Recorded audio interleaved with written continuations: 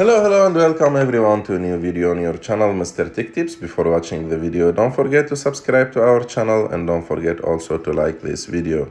In today's video, I will show you how to remove subtitles in Netflix and how to turn off captions from movies or TV shows. So to do this, it's very simple. You have just to go to the movie or TV show where you don't want to see the subtitles. For example, I will open this like TV show, Man vs. Baby. And after that, as you can see, there is some captions. So if I want to see those captions, I have just to click on audio and subtitles and click on off. And like that, I will turn the subtitles off from my actual TV show or movie or whatever you are watching on Netflix. I hope that you like this video. If you like this video, don't forget to subscribe to our channel to like this video, and see you in the next one.